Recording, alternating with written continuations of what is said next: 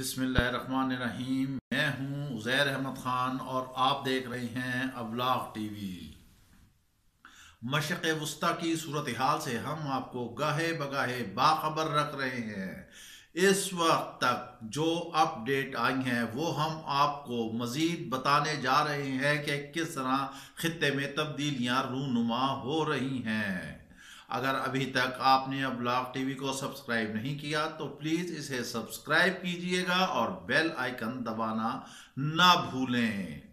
America की चढ़ाई लगातार जारी है, जबकि दूसरी जानिब रूस और चीन भी अमेरिका के खिलाफ मुत्तहद हो गए हैं। दोनों वज़राए मुमालिक की इंतहाई खुफिया मुलाकात हुई है, जिसमें यह तय किया गया है कि अगर अमेरिका हद से आगे बढ़ा तो उसका आगे से मुकाबला किया जाएगा।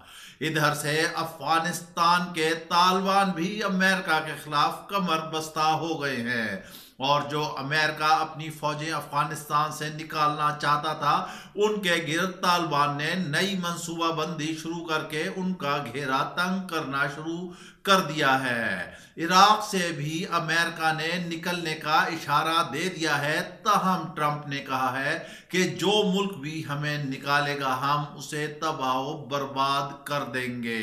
जबकि इराकी पार्लियामेंट ने करारदाद मंजूर कर ली है कि कोई अमेरिकन इराक में नहीं रहेगा।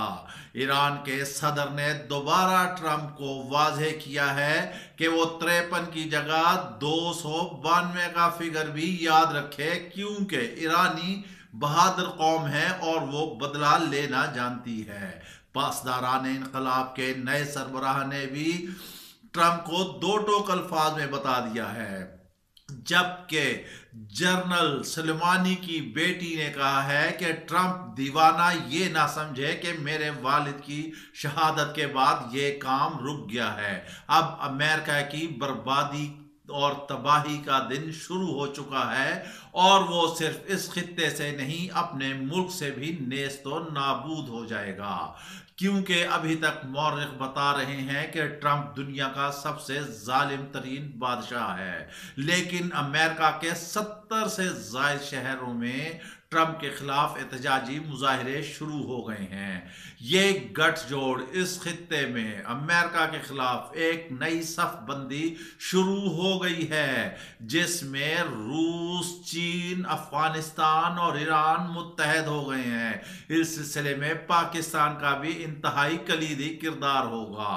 पाक फौज की जानिब से वाज़ेह जवाब आने के बाद कि वो किसी ऐसे अमल में दाखिल नहीं होंगे जिससे खित्ते का अमन तय हो बाला हो, अमेरिका ने एक और मुस्लिम ममालिक से राब्ते शुरू कर दिए हैं। उसकी कोशिश है कि कतई तौर पर वो सऊदी अरब के साथ मिल जाए और उसके साथ मिलकर ईरान और सऊदी अरब को आपस में लड़वा दे, क्योंकि जनरल सुलेमानी एक खास पैगाम लेकर इराकी सदर से मिलने जा रहे थे जब उन्हें हमला करके शहीद किया गया। वो पैगाम क्या था? इस पैगाम के बाद सऊदी अरब से भी ईरान के हालात अच्छे हो जाने थे, लेकिन अमेरिका ने ऐसे होने नहीं दिया। मगर अब हालात किसी और तरफ करवट ले चुके हैं। इसराइल भी खौफजदा है, अमेरिका भी खौफजदा है। कतर समेत दीगर ममालिक से मिन्नतें कर रहे हैं कि वो किसी ना किसी सूरत ईरान को राजी कर लें ताकि जंग ना हो। लेकिन क़ुम में सुर्ख अलम लहराने के बाद ईरान ने वाज़ेह कर दिया है कि वो हर तरह से तैयार हैं और वो बदला लेंगे। लिहाजा अमेरिका की अब इस खित्ते से तबाही होगी। जिस तरह के रशिया अफगानिस्तान से तबाह होकर निकला था, इसी तरह अमेरिका भी टुकड़े टुकड़े होगा। कश्मीर भी आज़ाद होगा। मोदी और ट्रंप दोनों अपने कैफरे किरदार तक पहुंचेंगे। इसके साथ ही हमें इजाज़त दीजिए। अपना ख्याल रखिएगा। अल्लाह हाफिज।